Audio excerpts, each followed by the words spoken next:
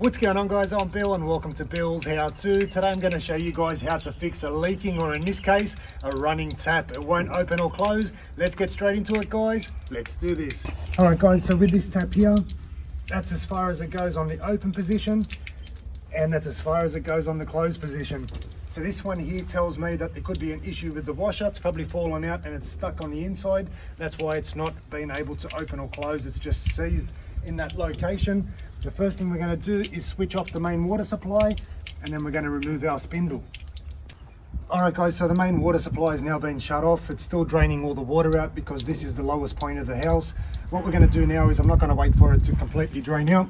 We're just going to take an adjustable wrench, and up on top here, we're just going to loosen off that spindle. So make sure you get a good grip on there, rock it back and forward, make sure that you've got full bite. That one there seems to be rounded. We'll try from a different position. Once again, that one there is completely rounded. Alright guys, so we're having a bit of trouble removing the spindle. This one here seems to be seized. Usually what I'd do is I'd open it up, replace the washer, which is most likely caused, or it could also be the O-rings inside, because I saw it leaking up the top as well before. So I'll show you guys once I remove this one here. I'm going to actually replace it now, because I can bite onto here with a few multi-grips and force that off, but then you're going to leave marks everywhere. They're not very expensive to replace. You can see on the back here, we're just going to twist that one there off. Once again, try to get a good grip on that one. So I'm going to actually replace it, and then what I'm going to do is I'm going to force this one here apart, and then I'll show you guys how I would repair it if I was going to repair it. This one here's still got a bit of pressure, so I'm just going to take this off slow. Otherwise what happens? Otherwise I get wet. It's not hot enough yet. Looks like I'm getting wet anyway.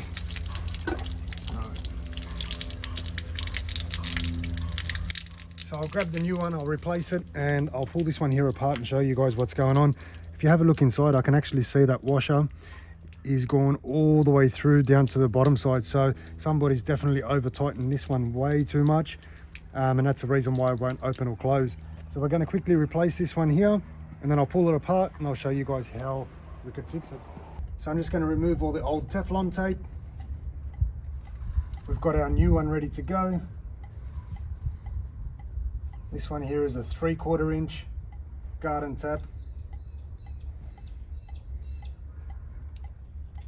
Clockwise, anti-clockwise. Yep, clockwise. Put it in a clockwise direction because we're going to be threading this on in a clockwise direction as well. Usually about 6-7 turns should do the trick. Sometimes when you put this on, and the same thing happens with your shower heads as well, you'll try and thread it on and it'll get to a point where you can't thread anymore, and the tap's actually not sitting straight. So whether the tap or the shower head's not sitting straight, an easy way to fix that is to just add a little bit more Teflon tape, and then that way it's going to bite a little bit earlier than what it usually would, and that'll allow you to keep it nice and straight.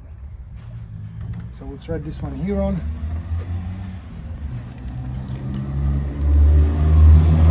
Do as much as you can by hand, and then we'll follow through with our shifter. Might actually get this one here almost all the way. You can see there it's getting tight. Almost made it. And then just tighten it up till it's 100% straight. So now we've got our main water supply on. And that there is how to replace it. Now what we're going to do is I'm going to pull this one here apart and show you guys what's going on inside. Because now that we've got it completely off and we're going to discard this anyway, I can show you guys what's going on inside. Alright guys, so I tried on site for about 5-10 minutes to try and break the seal on this, and I honestly couldn't do it. As you guys can see there, it's completely stripped and worn out. This one here is really seized, but luckily for you guys, I'm a very stubborn person. So I've taken this one home with me, and I'm going to try and break the seal here just to show you guys how to do it. Alright, so if I could find my vise, it would make my life much easier, but I'm going to try use these vise grips just to hold it in place. and hopefully we'll be able to break this seal. Ooh, I think I just went. Yeah, that's what I'm talking about. All right, so we've got this one here off now. We pull it out. All right, this looks like it's been pushed in too far. And if you have a look inside, you can see there what's happened to the washer. Somebody's definitely tried to over tighten this one here. They've not only damaged the seal, but also the plastic insert as well. So we take needle nose pliers like these ones, and we're going to pull it from the inside as much as possible. And you can see there, it's just completely shattered inside. That's the base of it. And if you have a look inside there, I'll try to get this one here to focus for you guys. The actual rubber seal that was on the bottom of the washer is fused to the base of the seat there. I'll try to pull whatever I can out with my needle nose pliers first. Actually, we've got a good chunk there in one go.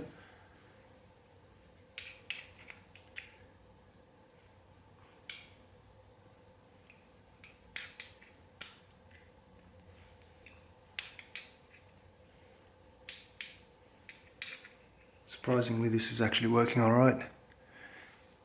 So that's almost all of it out.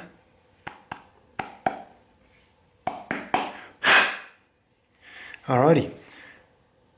So now we've got that one there completely removed. Alright, so I've shown you guys how to remove the old washer. Obviously, we're going to replace the washer as well.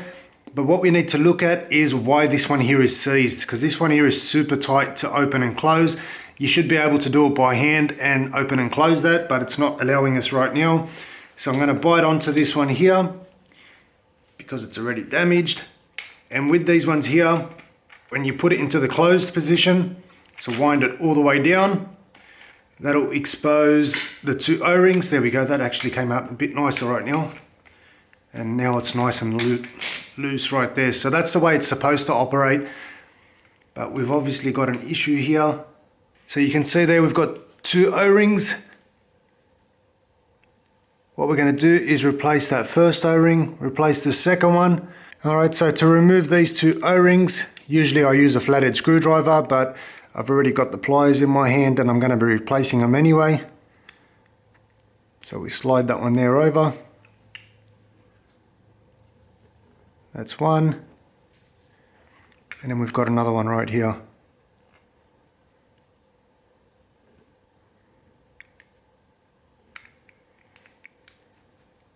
So just roll that one there up and then back over the top.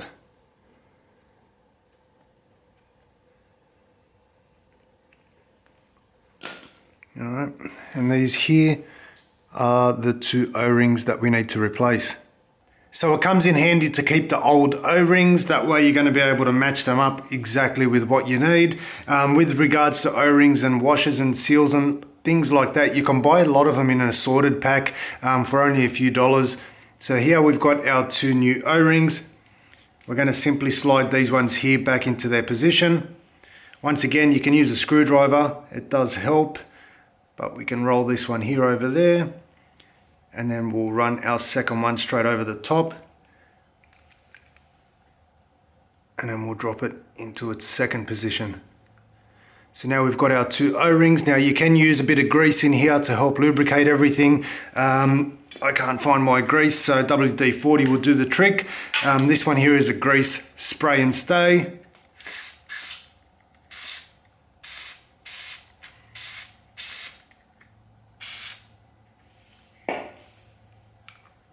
So we'll just open and close this one here. That way it's going to run that grease all throughout, and that's now working much better. So now with the washer, these ones here take a 15mm washer, which looks just like that. It's a little bit larger than your indoor taps, and this one here has a brass body. So that means we're not going to have any potential problem like we did with our previous plastic one that completely shattered inside.